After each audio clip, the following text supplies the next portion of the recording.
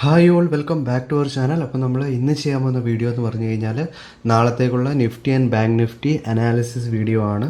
അപ്പോൾ നമുക്ക് time waste ചെയ്യാതെ Nifty and Bank Nifty analysis വീഡിയോയിലോട്ട് നമുക്ക് പോകാം. അപ്പോൾ നമ്മൾ വീഡിയോയിലോട്ട് പോകുന്നതിന് മുമ്പ് നമ്മൾ ഇന്നത്തെ നിഫ്റ്റിക്ക് വേണ്ടിയിട്ട് കുറച്ച് ഇമ്പോർട്ടൻറ്റ് ലെവൽസ് നമ്മൾ പറഞ്ഞിട്ടുണ്ടായിരുന്നു. അപ്പോൾ ആ ഒരു ലെവൽസിൽ എങ്ങനെയാണ് ഇന്നത്തെ മാർക്കറ്റ് റിയാക്ട് ചെയ്തത്, അല്ലെങ്കിൽ ആ ഒരു ലെവൽസ് മാർക്കറ്റ് റെസ്പെക്റ്റ് ചെയ്തോ, ആ ഒരു ലെവൽസിൽ മാർക്കറ്റ് എന്താണ് ചെയ്തത് എന്നുള്ളൊരു കാര്യം നമുക്ക് ജസ്റ്റ് നോക്കിയിട്ട് നമുക്ക് നേരെ അനാലിസിസ് വീഡിയോ നാളത്തേക്കുള്ള ഇമ്പോർട്ടൻറ്റ് ലെവൽസിലോട്ടും കാര്യങ്ങളിലോട്ടും നമുക്ക് വളരെ ഈസി ആയിട്ട് പോകാം. അപ്പോൾ ഇന്നലത്തെ വീഡിയോ നിങ്ങൾക്ക് കണ്ടവർക്കറിയാം, എൻ്റെ ഒരു എക്സ്പെക്റ്റേഷൻ ഇന്നൊരു ഗ്യാപ്പ് അപ്പ് ഓപ്പൺ തന്നെ ആയിരുന്നു.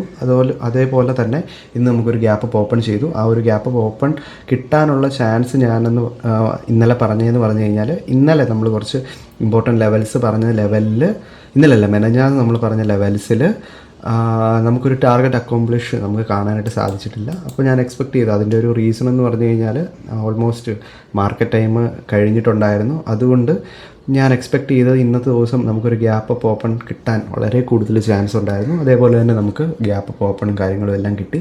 അതിനുശേഷം നമ്മുടെ ലെവൽസിൽ നോക്കിക്കഴിഞ്ഞാൽ മൾട്ടിപ്പിൾ ടൈംസ് മാർക്കറ്റ് നമ്മുടെ ലെവൽസിനെ റെസ്പെക്റ്റ് ചെയ്യുന്നതായിട്ട് നമുക്ക് കാണാനായിട്ട് പറ്റി. നിങ്ങൾ നോക്കിക്കഴിഞ്ഞാൽ നിങ്ങൾക്ക് തന്നെ ഇത് കാണാനായിട്ട് പറ്റും.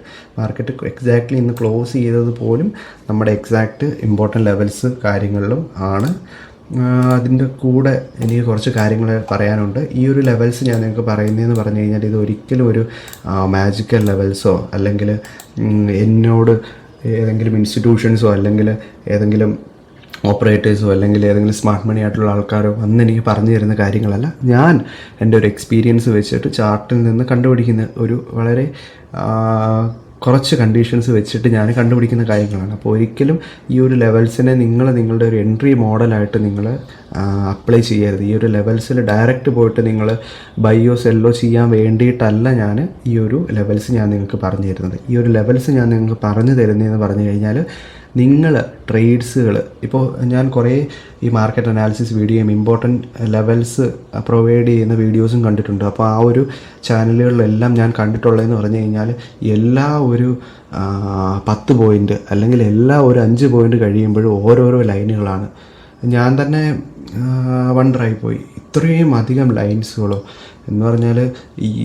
അവർ പറഞ്ഞു തരുന്നതെന്ന് പറഞ്ഞാൽ, ഈ ഒരു ലെവൽ ബ്രേക്ക് ചെയ്ത് കഴിഞ്ഞാൽ ഈ ഒരു ലെവലിലോട്ട് എത്തും, ആ ഒരു ലെവൽ ബ്രേക്ക് ചെയ്ത് അടുത്തൊരു ലെവലിലോട്ട് എത്തും. ഓരോ 5 പോയിൻ്റ് കഴിയുമ്പോഴും ഓരോരോ ലെവലുകൾ മാർക്ക് ചെയ്താണ് തരുന്നത്. അപ്പോൾ അങ്ങനെ കൂടുതൽ ലെവൽസുകളോ കൂടുതൽ ലൈനുകളോ നിങ്ങൾ കാണുകയാണെങ്കിൽ അത് നിങ്ങളെ കൂടുതൽ കൺഫ്യൂഷനിലോട്ടായിരിക്കും നിങ്ങൾ ആക്കുന്നത്.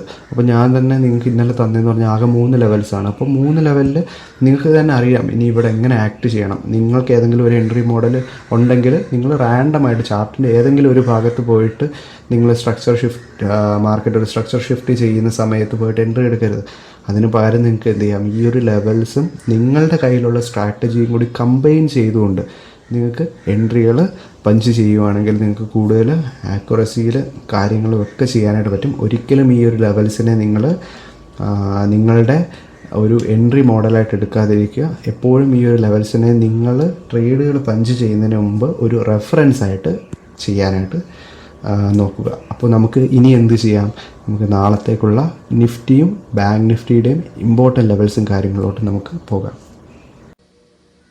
അപ്പോൾ ഗൈസ്, നമ്മൾ നാളത്തേക്ക് നിഫ്റ്റിയിലേക്ക് നോക്കുന്ന ഇമ്പോർട്ടൻറ്റ് ലെവൽസ് എന്ന് പറയുന്നത് ഈ ഒരു 4 ലെവൽസാണ്. ഫസ്റ്റ് ലെവലായിട്ട് 25,686 എന്ന് പറഞ്ഞ ലെവല്, നെക്സ്റ്റ് ആയിട്ടുള്ളത് 25,710 എന്ന് പറഞ്ഞ ലെവല്, നെക്സ്റ്റ് ആയിട്ടുള്ള ലെവലാണ് 25,738 എന്ന് പറഞ്ഞ ലെവല്, നെക്സ്റ്റ് ആയിട്ടുള്ള ഒരു ലെവലാണ് 25,812 എന്ന് പറഞ്ഞ ലെവൽ. അപ്പോൾ ഇത്രയും ലെവൽസാണ് നമ്മൾ നാളെ നിഫ്റ്റിയിലേക്ക് വേണ്ടിയിട്ട് നമ്മൾ നോക്കുന്ന ലെവൽസ്.